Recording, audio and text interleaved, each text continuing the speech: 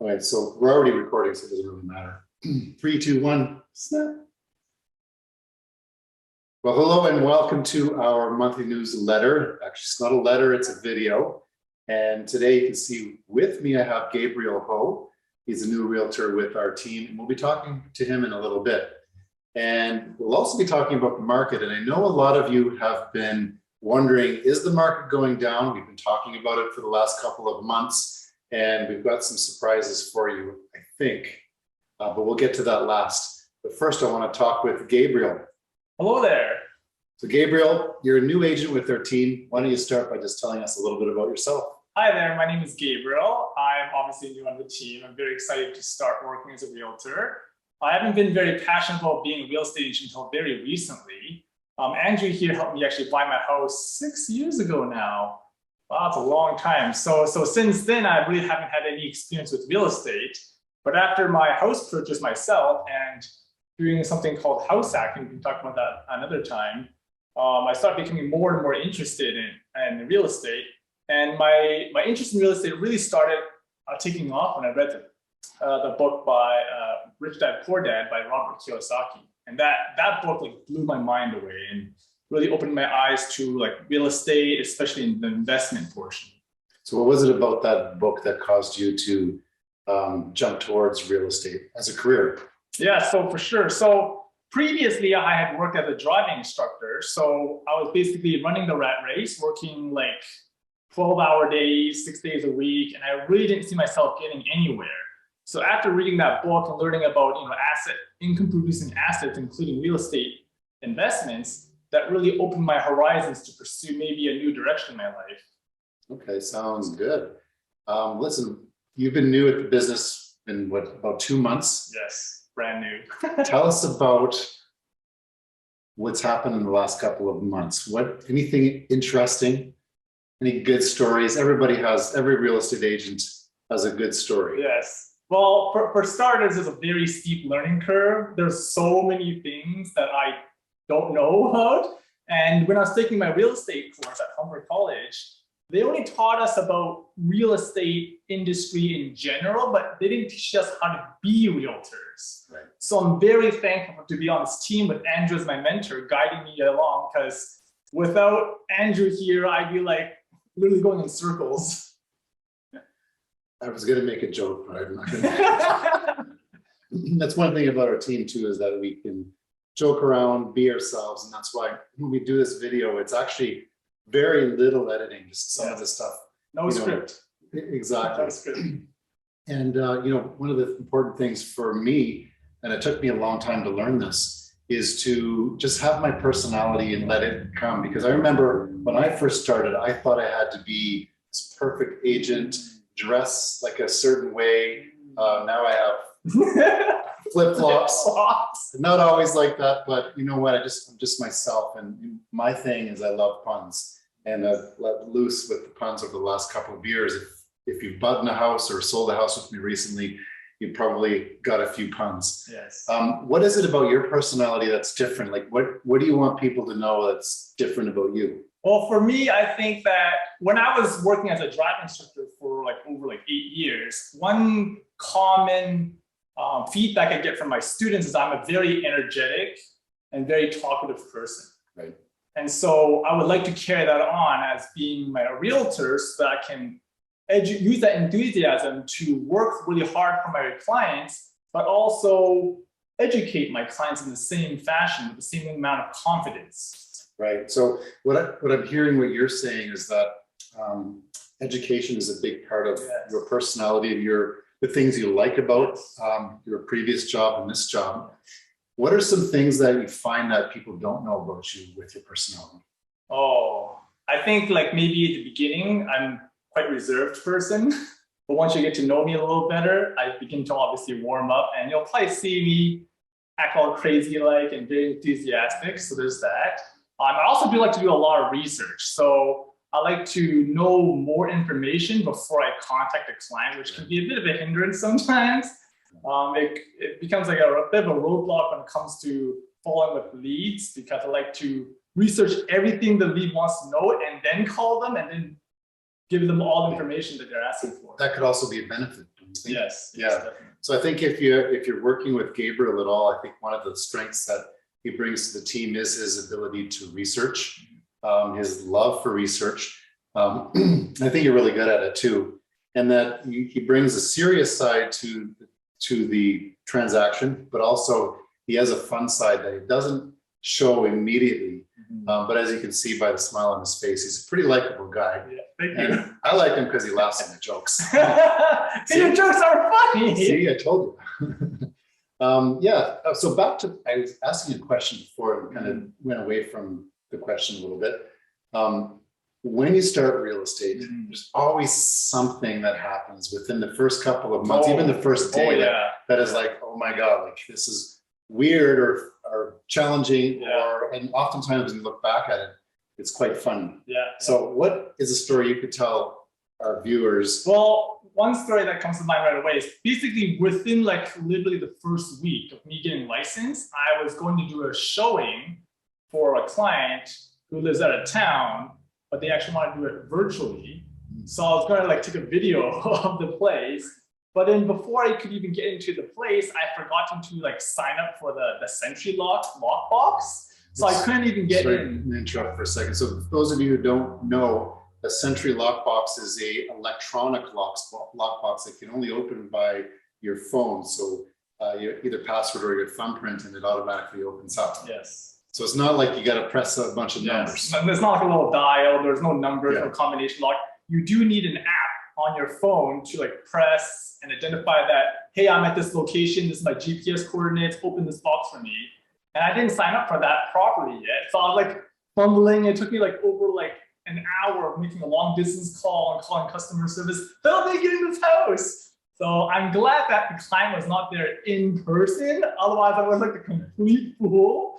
And then they would have been very disappointed waiting around going, what are you doing, Gabriel? I want to see this house. There you go. That's the research part. The research, and I was able to open up a house for clients. Yes. That's pretty funny. There's always something like that. I remember when I first started, I was excited because I had this dude show up at the office. I was a Coldwell banker. And for those of you who remember, the office used to be downtown. So it was like a steep gravel parking lot.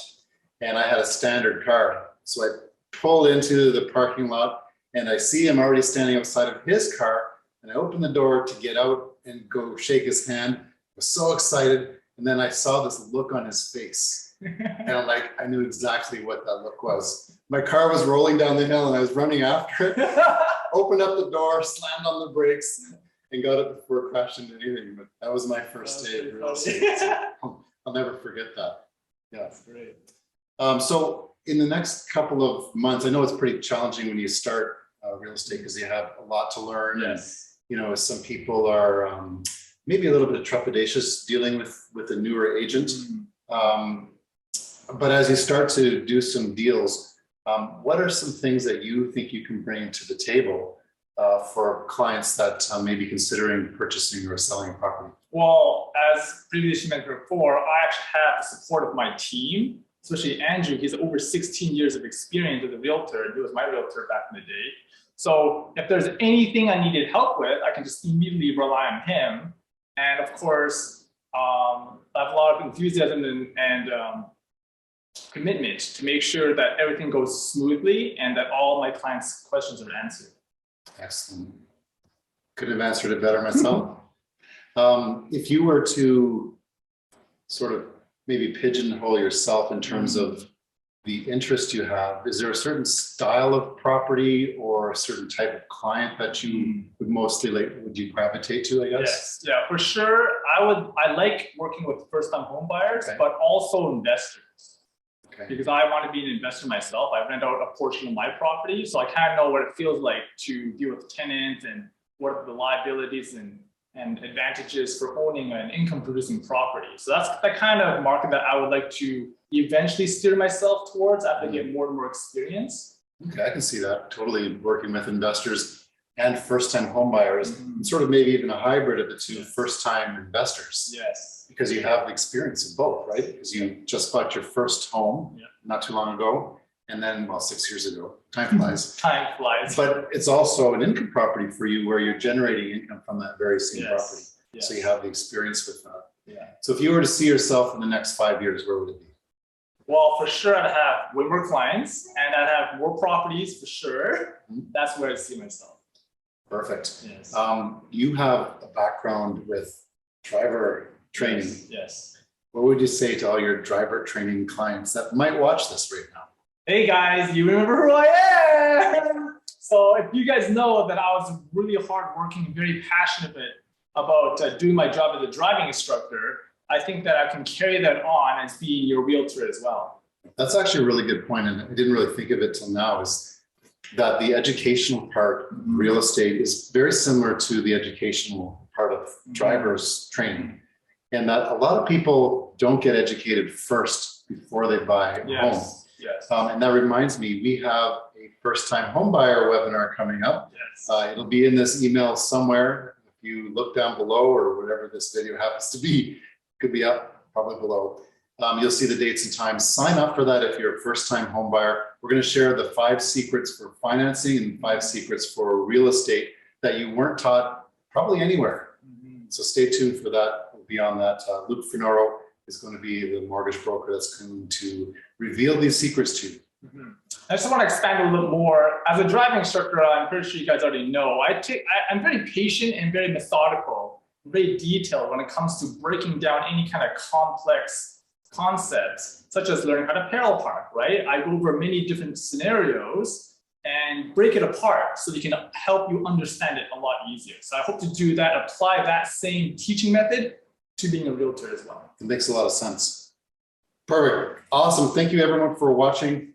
We are going to jump into another segment. This is where we actually edit the video because I'm going to talk about what's happening in the market. Yeah. Bye guys. Well, that was a good interview with Gabriel Ho. As mentioned, he is a new member of our real estate team. And I think he'll be a very good asset to our team, especially when he excels in the analytical side and research side of things. I think that'll be very valuable to some of you who are also very analytical as well. And the good thing is he mixes that very nicely with a good jovial personality, able to laugh and crack jokes and things like that too. So he's a very real person. That's what I really appreciate in him as well. With no further ado, we're going to talk about the real estate market. And many of you have been anticipating what this video is going to bring. We've kind of been alluding to the fact that the market is going to drop over the next little while. And we've shown little bits of that, little glimpses of that through various different property types. And we're going to go through the numbers today. And without being too much of a spoiler alert, yes, the market has dropped approximately 10%, give or take a few. And that is as there's some external influences such as interest rates rising and with more projected. So buyers, some of them are tending to stand away from the market and not buy houses. Some are waiting for the market to crash completely, as we've been in a real estate bubble for the last 10 plus years. We see this all the time. You know, I shouldn't say all the time. When the market has gone down due to external forces, we have seen an initial plunge and then it slowly regains stability and then eventually starts to rise. So don't panic. There is not a crisis in the market in the sense that people are losing their jobs and are forced to sell their homes. It's really just the matter of affordability as it relates to increased interest rates. Now, having said that, there are people that have bought at the height and who have anticipated the spring market to sell their property that they need to sell in order to purchase the new one. And with the reduction in prices, some of them are panicking and letting them go at very low rates. I've already had a few verbal offers from some people on some of the listings we've had that have been very low. In fact, they're not even entertainable low. And there'll be lots of people like that. And once in a while, people will take those deals. But again, once those all kind of move through the market, people are taken care of, then we'll become a little bit more balanced and you'll see the market slowly start to rise as it approaches the new year. Okay, so I'm going to show you what's happening. I'm going to share my screen with you. Bear with me as this loads.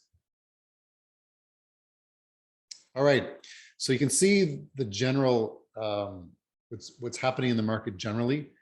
I don't know why this is like that.